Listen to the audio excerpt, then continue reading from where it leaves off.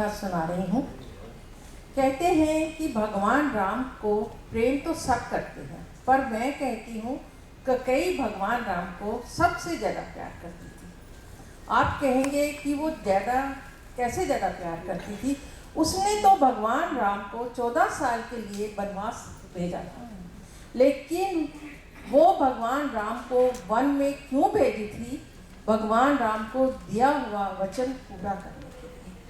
तो मैं उसकी कहानी सुनाऊं। एक दिन माँ कैकेयी रोज की तरह राम को गोद में बिठाकर खाना खिला रही थी। एक कोर खाया, 2 कोर खाए, 3 कोर खाए। चौथे कोर पर राम ने अपनी माता का हाथ पकड़ लिया और कहा, माता, आपने मुझसे कभी ये नहीं पूछा कि राम, तुम्हें हमसे कुछ चाहिए है? तो चाहिए तो नहीं।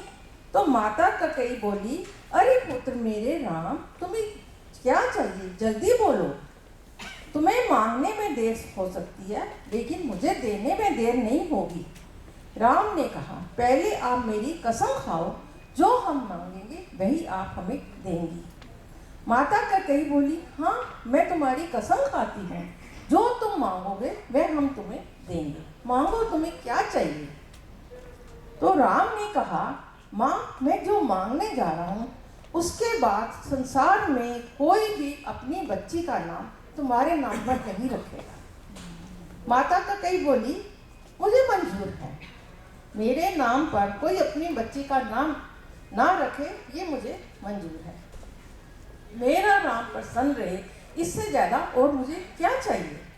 राम बोले, माँ, मैं जो मांगने जा रहा हूँ अगर आप देंगी तो आपका संसार में अपयश होगा। माता कैकेयी बोली, मुझे यश चाहिए और मेरा राम प्रसन्न नहीं रहे, वो यश मुझे नहीं चाहिए। तुम प्रसन्न रहो, चाहे मुझे अपयश मिले, मुझे मंजूर है।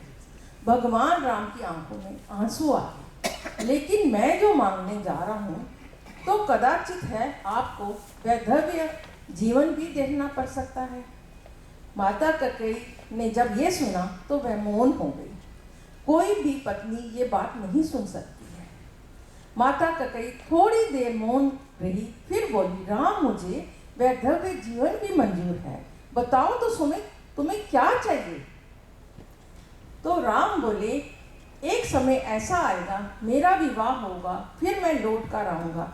उस समय आपको मेरे लिए 14 वर्ष का वनवास मांगना पड़ेगा। कैकेयी माता ने जब वनवास की बात सुनी, वह बेहोश हो गई और धड़ाम से जमीन पर गिर गई। भगवान राम ने जल का छींटा मारा तो कुछ देर बाद उन्हें होश आया। उठकर बैठी, थोड़ी देर मौन रहने के बाद बोली, मुझे अपयश भी मंजूर है, मेरा नाम कोई अपनी बच्ची के नाम पर ना रखे, ये भी मंजूर है, कदाचित वैधव्य भी मंजूर है, पर मेरा नाम मुझसे दूर रहे, ये मुझे कदाचित मंजूर नहीं है। तुम्हारे बिना मैं 1 मिनट भी नहीं रह पाती हूँ। तुमने ये कैसे सोच लिया कि मैं 14 वर्ष तुम्हारे बिना रह लूँगी? ये वरदान वापस ले लो, मैं नहीं दूंगी, मैं नहीं दे सकती। राम बोले, माँ, आपको ये वरदान तो देना ही होगा, आपने मेरी कसम खाई है। अगर मैं जंगल नहीं गया तो सर्वभंग ऋषि जो मृत्यु शैया पर है, उनकी हड्डियाँ सूख चुकी हैं, उनका उद्धार कैसे होगा? माता शबरी, उनको हमारा दर्शन कैसे होगा? वह हमारा इंतजार कर रही है, हमें वन तो जाना ही पड़ेगा। उस दिन से माता कैकेयी भगवान राम से कट कर रहने का प्रयास करने लगी, ताकि वह समय जब आए तो उनके दिल के टुकड़े टुकड़े ना हो जाएं और राम को दिया हुआ वचन पूरा ना कर पाए। इसीलिए वह उनसे दूर दूर रहने लगी।